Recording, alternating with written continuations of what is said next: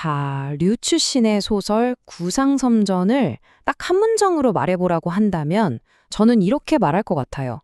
바로 과학이 마법이 되는 순간에 대한 이야기라고요. 이 소설은 말이죠. 우리가 익히 아는 물리법칙, 그 경계선에서 벌어지는 정말 기묘하고도 심오한 미스테리를 다루고 있거든요. 자, 그럼 그 세계로 한번 같이 들어가 볼까요? 네, 바로 이 질문.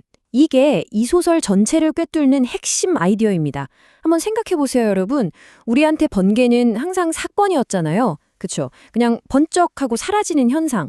근데 만약에 번개가 처음부터 그냥 거기에 존재하고 있었던 거라면 어떨 것 같으세요? 소설은 바로 이 지점, 이 섬뜩하면서도 정말 매혹적인 상상에서 출발합니다. 소설은 시작부터 독자의 뒤통수를 그냥 쾅 하고 때리는 아주 충격적인 장면으로 문을 엽니다. 주인공의 14번째 생일날이었어요. 정체를 알 수 없는 둥근 빛의 공, 그러니까 구상섬전이 집 안으로 쓱 들어오더니 눈 깜짝할 사이에 부모님을 제로 만들어버립니다. 이게 그냥 단순한 비극이 아니에요. 이건 주인공이 평생을 바쳐서 풀어야만 하는 정말 섬뜩하고 도저히 설명할 수 없는 미스터리의 서막인 거죠. 자, 그럼 첫 번째 파트입니다. 기묘한 시작의 미스터리.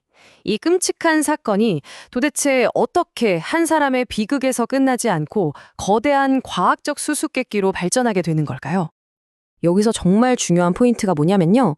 주인공의 이야기가 그냥 슬픔을 극복하는 과정, 이게 아니라는 거예요. 그의 부모님 목숨을 앗아간 이 현상, 이게 기존의 물리법칙으로는 도저히 정말 단 하나도 설명이 안 되는 거였어요. 그러니까 이건 한 개인의 비극을 넘어서서 인류 전체가 마주하게 된 새로운 과학적 난제였던 셈이죠. 자, 그럼 이 설명 불가능한 미스터리를 풀기 위해서 소설이 어떤 해답을 내놓을까요? 아주 급진적이면서도 새로운 이론이 등장하는데요. 바로 굉전자 가설입니다. 지금부터 이걸 한번 들여다보겠습니다. 아니, 굉전자라니 대체 이게 뭘까요? 근데 개념 자체는 의외로 되게 단순해요. 말 그대로 거대한 전자입니다. 보통 전자는 원자보다도 훨씬 작아서 우리 눈으로 절대 볼 수가 없잖아요. 그런데 만약에 우리 눈에 보일 만큼 거대한 단 하나의 전자가 존재한다면? 바로 이 상상, 소설 속에서 벌어지는 모든 기이한 현상들이 바로 여기서부터 시작됩니다. 이 비유 정말 기가 막히지 않나요?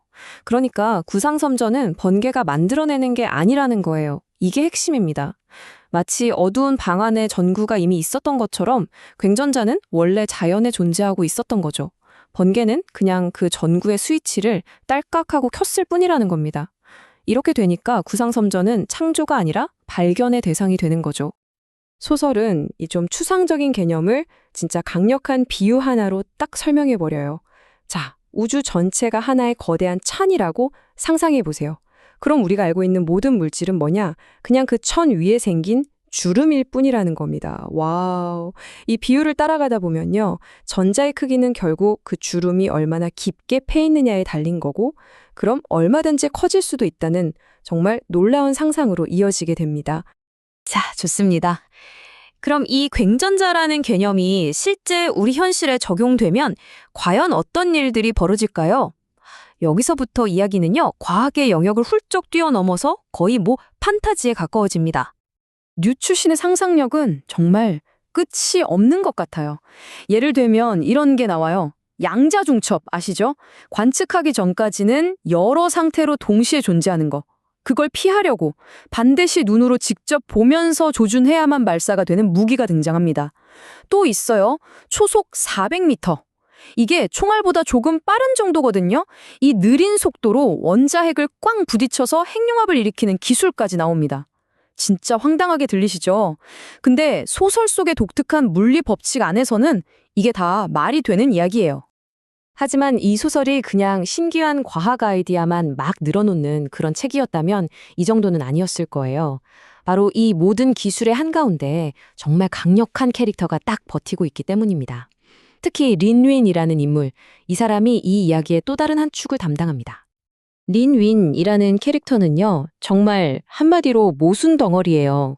매력이 넘치죠. 한쪽에서는 적을 몰살시키려고 끔찍한 액체 지뢰를 만드는 냉혈한 무기개발자인데 다른 한쪽에서는 슬픔에 빠진 주인공을 위로하려고 아름다운 바이올린 곡을 연주해주는 섬세한 예술가예요. 그러니까 이 사람은 선과 악, 창조와 파괴가 그냥 한 몸에 공존하는 이 소설의 도덕적 회색지대를 상징하는 인물이라고 할 수 있습니다. 자, 그럼 여기서 잠깐 관점을 한번 바꿔보죠.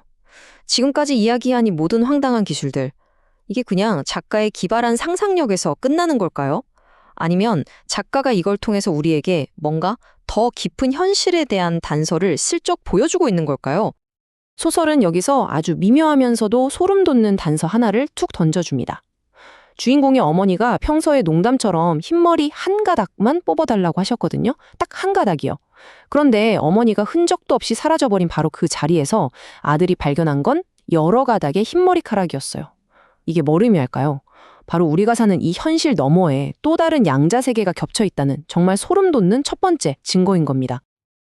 자, 이제 드디어 마지막 파트입니다. 이 모든 차가운 과학적 미스테리가 어떻게 이렇게까지 시적이고 감성적인 결말로 이어지는지 그 과정을 한번 같이 따라가 보시죠. 이야기의 클라이맥스에서 저 너머에 다른 세계가 존재한다는 걸 증명하는 건요, 뭐 거창하고 파괴적인 무기 이런 게 아니었어요.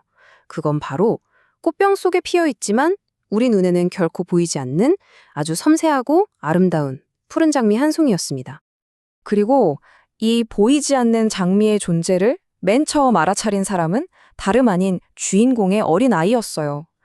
어른들의 굳어버린 생각으로는 절대 볼 수 없는 걸 아이의 그 순수한 눈은 아주 잠깐이나마 본 거죠.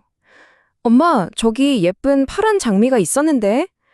바로 이 한마디. 이게 바로 보이지 않는 세계가 우리 곁에 정말로 존재한다는 놀라운 증거가 되는 순간입니다. 그리고 마침내 모든 걸 과학적으로만 생각하던 주인공의 아내마저 그 존재를 확신하게 됩니다. 눈으로 본 게 아니에요. 바로 코, 후각을 통해서였죠. 잠결에 맡은 그 장미 향기. 이게 바로 이 모든 게 남편의 헛된 망상이 아니었다는 걸 증명하는 아주 결정적인 감각적 증거가 되어줍니다. 바로 이 지점이에요. 여기서 류추신이라는 작가의 천재성이 정말 폭발하는 거죠. 생각해보세요. 양자 물리학이라는 어떻게 보면 지극히 차갑고 딱딱한 소재를 가져와서 보이지 않는 장미의 향기라는 인간의 가장 깊은 감각과 감성을 건드리는 너무나도 문학적인 이야기로 만들어낸 겁니다. 정말 대단하죠. 자, 이렇게 이야기를 마무리하면서 마지막으로 질문 하나를 던져보고 싶네요. 이 소설은 우리에게 말하고 있어요. 우리가 미처 보지 못하고 느끼지 못하는 또 다른 현실이 존재할 수도 있다고요. 그렇다면 지금 이 순간에도 우리 주변에는 과연 얼마나 많은 보이지 않는 장미들이 피어나고 있을까요? 한 번쯤 곰곰이 생각해 볼 만한 질문 아닐까요?